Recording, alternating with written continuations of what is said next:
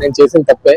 Personal విషయాలు నేను చెప్పుకోవాల్సింది. నేను అనవసరంగా పర్సనల్ విషయాలు దూరి ఒక స్టార్ హీరోకి స్నేహితుడు, అతను ఒక ప్రొడ్యూసర్. అందులో మీకు ఒక పోస్ట్ నేను డిస్ప్లే చేస్తున్నా చూడండి. ఈ స్టాండప్ కమెడియన్స్ వెనకాల ఉంది ఓ స్టార్ హీరో స్నేహితుడు, దీని వెనకాల ఎవరో ఒకరు ఉన్నారనేది సత్యం.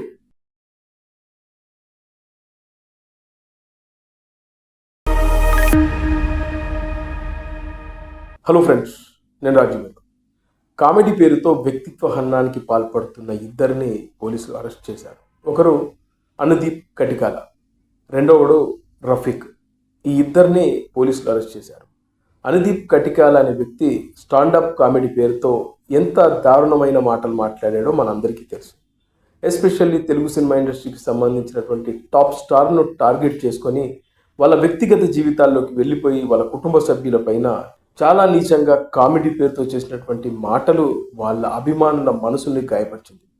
కొంతమంది కేసులు పెట్టారు. ఆ తర్వాత ఈ అనుదీప్ కటికాల్ అనే వ్యక్తిని ఉత్తరప్రదేశ్ వెళ్ళి అతన్ని పట్టుకొచ్చారు. కాకినాడ పోలీస్ స్టేషన్లో అతన్ని విచారించారు. ఆ తర్వాత బెయిల్ మీద అతను బయటకు వచ్చారు. ఆ సందర్భంగా ఆయన చేసినటువంటి కామెంట్స్ ఏంటంటే, నేను పొరపాటున మాట్లాడాను, నా లైఫ్లో ఇలాంటి తప్పులు చేయను, కామెడీ పేరుతో ఇతరుల వ్యక్తిగత జీవితాల్లోకి వెళ్ళి మాట్లాడడం సరైంది కాదు, నాకు బుద్ధి వచ్చిందంటూ అతను క్షమాపణ చెప్పాడు. ఆ తర్వాత అతను వదిలిపెట్టాడు. అయితే ఈ విచారణలో ఒక ఆసక్తికరమైనటువంటి విషయం బయటపడింది. ఎవరు మీతో ఇలాంటి మాటలు మాట్లాడిస్తున్నారు అనే దానిపైన ఆ వ్యక్తి చెప్పినటువంటి సమాధానం విన్న పోలీసులు షాక్ అయ్యారనేది ఒక వెర్షన్.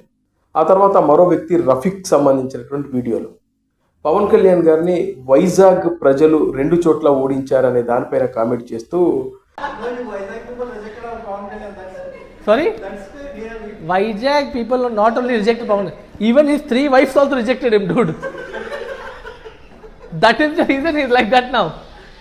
2019 ఎన్నికల్లో 2 చోట్ల పవన్ కళ్యాణ్ గారిని రిజెక్ట్ చేయడమే కాకుండా 3 భార్యలు కూడా ఆయన రిజెక్ట్ చేశారనేది అతను చేసినటువంటి కామెడీ పేరుతో చేసినటువంటి చిల్లర కామెంట్స్. ఆ వెంటనే ఆయన పైన కేసులు పెట్టారు. ఆ వ్యక్తిని అరెస్ట్ చేసి పట్టుకొచ్చారు. అది కూడా మచిలీపట్నానికి సంబంధించినటువంటి మెగా ఫ్యాన్స్ ఆయనపై కేసులు పెడితే చిలకలపూడి పోలీసులు వెళ్ళి వైజాగ్లో అతను ఇంటికి వెళ్ళి పట్టుకొచ్చారు. ఆ తర్వాత ఆయన చేసినటువంటి కామెంట్స్ ఏంటో ఒకసారి మీకు వీడియో కూడా ప్లే చేస్తాను, చూడండి. పర్సనల్ కామెంట్ చేశాను పవన్ కళ్యాణ్ గారి మీద. నేను దానికి అపాలజీ చెప్దాం అనుకున్నాను. నేను చేసిన తప్పే. పర్సనల్ విషయాలు నేను చెప్పుకోవాల్సింది. నేను అనవసరంగా పర్సనల్ విషయాలు దూరి ఆయన మనోభావాలు అండ్ వాళ్ళ ఫ్యాన్స్ మనోభావాలు కూడా హర్ట్ చేశాను. నేను అది అందరికి క్షమించమని అడుగుతున్నాను. నేను I'm really sorry about that. And next time నుంచి వాళ్ళ మీద ఎవరి మీద ఎలాంటి పర్సనల్ కమెంట్స్ పాస్ చేయను. నేను వాళ్ళు చెప్పాల్సిన ఏంటంటే, నేను చేసిన తప్పే ఒప్పుకుంటున్నాను. నేను నెక్స్ట్ టైం ఎప్పుడు ఇలాంటి విషయాలు, ఇలాంటి పర్సనల్ విషయాలు ఎప్పుడు చెప్పనని నేను మీకు హామీ ఇస్తాను. ఇక చూస్తే తెలంగాణ పోలీస్ స్టేషన్స్ లో కూడా చాలా కేసులు నమోదయ్యాయి ఈ ఇద్దరి పైన. అలాగే చిరంజీవి యువత అధ్యక్షులు స్వామినాయుడు వెళ్ళి బట్టి విక్రమార్క గారిని కలిశారు. తెలంగాణ ఉప ముఖ్యమంత్రి గారిని కలిసి వాళ్ళు విషయాన్ని చెప్పారు. మెగా ఫ్యామిలీ పైన అనుచితమైన ఈ వ్యక్తి కటికాల అనుదీప్ అనే వ్యక్తి చేసినటువంటి కామెంట్స్ మెగా ఫ్యాన్స్ మనసుల్ని గాయపరిచింది అని చెప్పి, అంతేకాకుండా సెలబ్రిటీల పైన విచ్చలవిడిగా రెచ్చిపోయిన కామెంట్ పేరుతో నీచమైన కామెంట్లు చేస్తున్నారని ఆయన కంప్లైంట్ చేయడం కూడా జరిగింది. ఇక తెలంగాణ ప్రభుత్వం కూడా చాలా సీరియస్గా తీసుకుంది. కామెడీ పేరుతో ఇష్టం వచ్చినట్టుగా వాగేవాడికి పనిష్మెంట్ తప్పదు అని వాళ్ళు వార్నింగ్లు కూడా ఇచ్చేశారు. ఒక స్టార్ హీరోకి స్నేహితుడు, అతను ఒక ప్రొడ్యూసర్, స్టార్ ప్రొడ్యూసర్ అతను కూడా. ఈ వ్యక్తి ఇలాంటి స్టాండప్ కామెడీ చేసే వాళ్ళ వెనుక ఉండి ముఖ్యంగా ఎవరైతే మెగా ఫ్యామిలీకి సంబంధించినటువంటి హీరోలను టార్గెట్ చేసుకొని, ముఖ్యంగా రామ్ చరణ్ని టార్గెట్ చేసుకొని కామెంట్ చేయించాడు అనేది ఒక వార్త ట్విట్టర్లో పెద్ద ఎత్తున వైరల్ అవుతోంది. నిర్మాత కూడా ఆ వ్యక్తి కోసం ఏపీ సిఐడి పోలీసులు వెతుకుతున్నారు అని చెప్పి ట్వీట్లు పెడుతున్నారు. ఇది సినిమా ఇండస్ట్రీలోనే ఉండే ఫిల్మ్ జర్నలిస్టులే ఈ ట్వీట్ చేశారు. దీన్ని బట్టి ఇప్పుడు సోషల్ మీడియాలో పెద్ద ఎత్తున ఎవరు ఏంటి, ఎవరు వెనకాల ఉండి నడిపిస్తున్నారు, రకరకాల పేర్లు వాళ్ళకు తోచిన పేర్లను అనుకుంటున్నారు. మరి ఎవరు ఆ స్టార్ హీరో? ఆయన స్నేహితుడు నిర్మాత కూడా అంట. చాలామంది రకరకాల పేర్లు అనుకుంటున్నారు, కానీ మనం చెప్పడం కరెక్ట్ కాదు. కానీ ఏదో జరుగుతుంది, నేను అనుకోవడం ఖచ్చితంగా ఏదో జరుగుతుంది.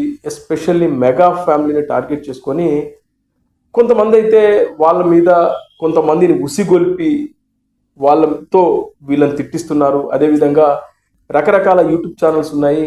ఇద్దరు కూర్చొని మెగా ఫ్యామిలీకి సంబంధించినటువంటి హీరోల గురించి, వాళ్ళ వ్యక్తిగత జీవితాల గురించి ఏదైనా ఇష్యూ వచ్చిందంటే వాళ్ళనే టార్గెట్ చేసుకొని పొద్దున్నుంచే సాయంత్రం దాకా అవే వీడియోలు వదులుతూ శునకానందం పొందే బ్యాచ్ ఒకటి ఉంది.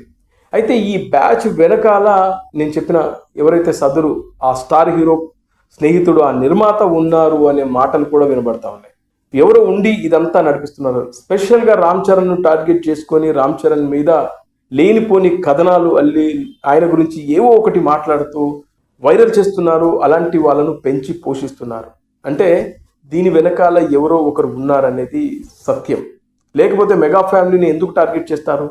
ఇప్పుడు చూస్తే కూటమిని టార్గెట్ చేస్తున్నారు. కూటమికి సంబంధించినటువంటి బాలకృష్ణ గారిని, అదేవిధంగా నారా లోకేష్ గారిని, అలాగే జూనియర్ ఎన్టీఆర్ని, అలాగే చిరంజీవి గారిని, పవన్ కళ్యాణ్ గారిని, నాగబాబు గారిని, అదేవిధంగా నాగబాబు గారి కూతుర్ని, రామ్ చరణ్ గారిని, ఇలా వీళ్ళు ఏదైతే పవన్ కళ్యాణ్ గారి కుటుంబం, అలాగే నారా చంద్రబాబు నాయుడు గారి కుటుంబానికి సంబంధించిన వ్యక్తులని ఎందుకు టార్గెట్ చేస్తున్నారు?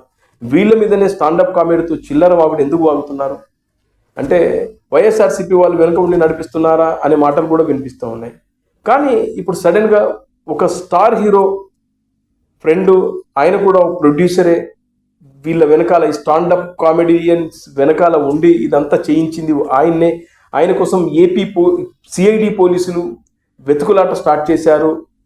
దొరికితే ఖచ్చితంగా బయటకు వస్తుంది అన్ని విషయాలని చెప్పేసి ట్వీట్లు పడుతున్నాయంటే ఊరికేనే వాళ్ళు ట్వీట్లు వేస్తారా? వెయ్యరు కదా. తెలుగు సినిమా ఇండస్ట్రీకి సంబంధించి ఎప్పటికప్పుడు అప్డేట్స్ ఇచ్చేటువంటి ఫిల్మ్ జర్నలిస్టులే ఈ ట్వీట్లు వేశారంటే దీని వెనకాల ఏదో జరుగుతుంది, ఎవరో ఒకరు ఉండి నడిపిస్తున్నారు. ముఖ్యంగా మెగా ఫ్యామిలీని బలంగా టార్గెట్ చేస్తున్నారు అనేది నాకైతే అనిపిస్తుంది. మీకేమనిపిస్తుందో కింద కామెంట్ రూపంలో తెలపండి.